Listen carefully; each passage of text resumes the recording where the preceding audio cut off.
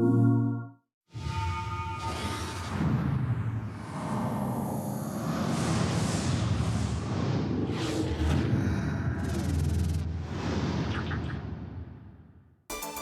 and welcome to Access for the 39th time.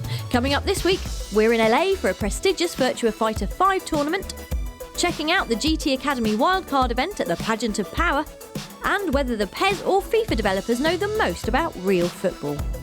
First up though, we're hiding in bushes, boxes and wardrobes for our Vita game of the week, Metal Gear Solid HD.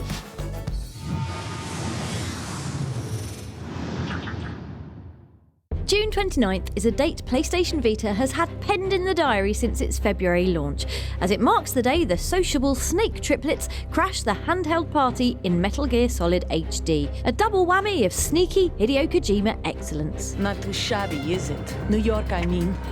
First up is Metal Gear Solid 2 Sons of Liberty, a churning story of sibling rivalry and paranoid technophobia, which is best remembered for introducing us to the mewling streak of blonde androgyny that is Raiden. But not even that bit where he does the crotch-flashing cartwheels detracts from a game that is still, over a decade after its PS2 release, an exquisitely crafted stealth masterpiece, with memorable characters, imaginative boss fights, and this bit. I hear it's amazing when the famous purple stuffed worm in Flapjaw Space with the tuning fork does a raw blink on Harry Carey Rock. I need scissors. 61. And then there's Metal Gear Solid 3 Snake Eater, arguably the best in the series thanks to tense jungle-based cat and mousery, a brand new close quarters combat system, and the ability to chow down on reticulated pythons. I want some more. It also introduced the wonders of camouflage and taught us that if you paint your face just right, you can hide pretty much anywhere. Rob, have you done that Metal Gear script yet?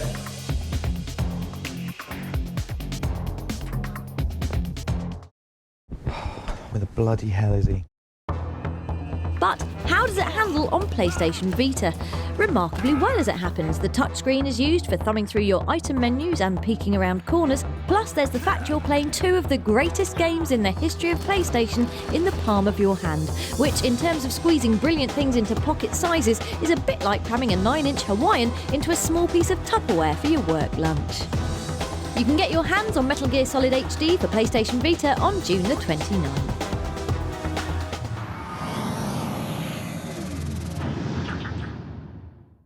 The soldiers of news are mobilising, which can only mean one thing. It's time for your PlayStation briefing.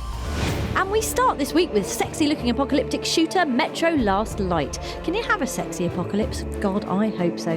More importantly, we spoke to studio communications head Hugh Bainan about finding the balance between scripted set pieces and player choice. Rather than have this funneled corridor where all of your opponents are lined up, guns at the ready for you to mow down, instead you'll maybe find more realistic environments, guards going about their business, on patrol, talking to each other, and you'll have multiple routes through that level, and you can choose whether you want to take a stealthy approach or go in guns blazing, which I generally wouldn't advise because you'll probably come to an early death.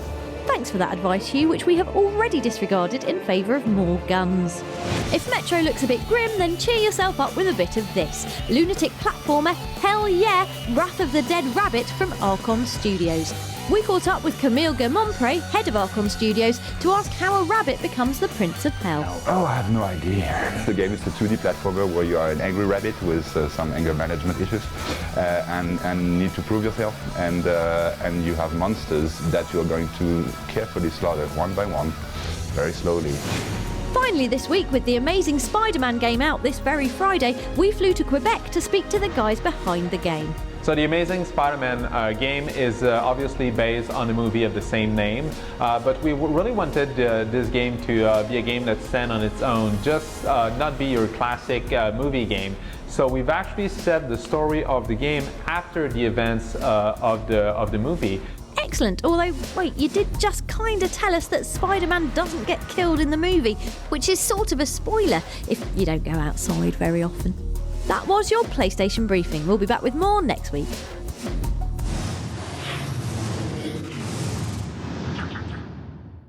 Crossing the digital event horizon now, it's your weekly roundup of the best from On The Store.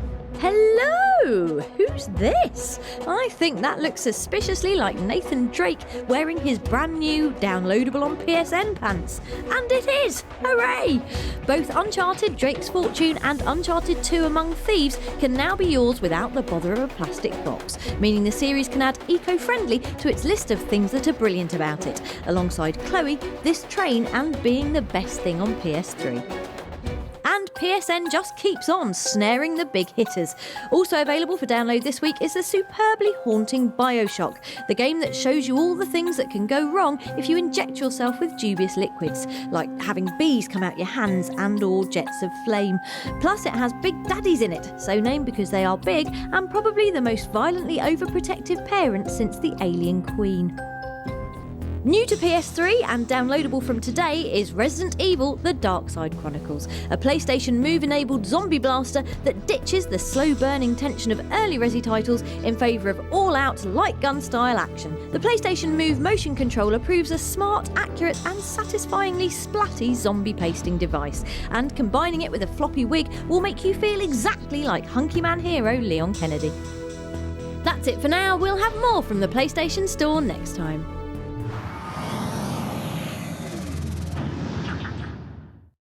Racing enthusiasts among you probably know all about the ongoing GT Academy trials. Online racing events where you hurtle around Gran Turismo 5 in the hope of qualifying for the UK national final.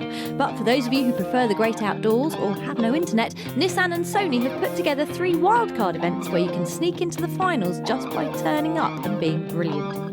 First up was the awesomely named Pageant of Power in Chumley, where we caught up with GT Academy veteran Jan Mardenborough to take us through the day's events. It's a chance to skip all the hardcore time trial stuff and go straight to national events. So we're encouraging a lot of people here just to get over to the Nissan stand and give it a go. It was then on to the O2 in London to decide the tournament's second batch of wildcard entrants. And if you couldn't make it to those, don't worry. You've still got a chance to be one of 3 remaining wildcard entrants by rocking up to the Goodwood Festival of Speed, which runs from June the 28th through to July the 1st.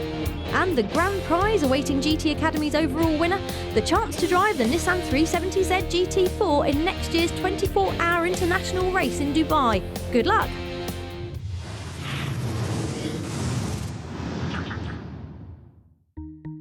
Greetings from sunny Los Angeles, where in this week's Access All Areas we're honing our not-at-all button-mashing fighting technique, ready to do battle Virtua Fighter 5 style. The 8-bit arcade played host to the mammoth Virtua Fighter exhibition. Here's beat-em-up legend Alex Valle to explain it all. So we're here in Los Angeles, California for the Virtua Fighter 5 Final Showdown pre-launch party. Great new game. It actually has new customizations, has some overall balance of the game with all the characters you might enjoy. And of course, the 2 awesome new characters, Takarashi and John. They're really good, they're really cool.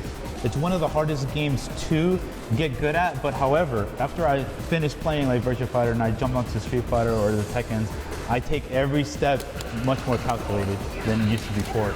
So it should be a lot of fun. A lot of new players coming all around the world tonight here in Los Angeles, California. Thanks, Alex. Your reward is being crushed by Access's very own Virtua Fighter maestro, Dan Reed. The focus of the event was a duo of arcade fighting champions, Japan's Fudo and Chibita, with a stack of prizes awaiting anyone who could take them down, which predictably no one did. We had a word with Chibita and asked him how he got so irritatingly good at the game. Since I was small, I've been playing Virtua Fighter a lot. In Japan, we're lucky enough to have arcades, so I go there to keep my skills up. I don't think of it as practice, as I play for fun. Thanks, Chibita. Your reward is being crushed by Access's very own Virtua Fighter maestro, Dan... Ooh, okay, you beat him a little bit. To round off the day, it was left to Fudo and Chibita to take each other on in a battle to determine the champion of champions. Thanks to all at Sega for an awesome time in LA, and Chibita, we let you win.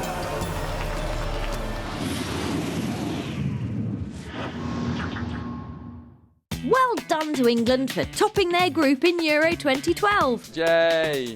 Yeah, we're ignoring what happened with Italy. You might remember that at E3 we asked the developers of PES 2013 to give their predictions for England's group games. Well, we also did the same with David Rutter of FIFA 13, which can only mean Euro 2012 predictions face-off.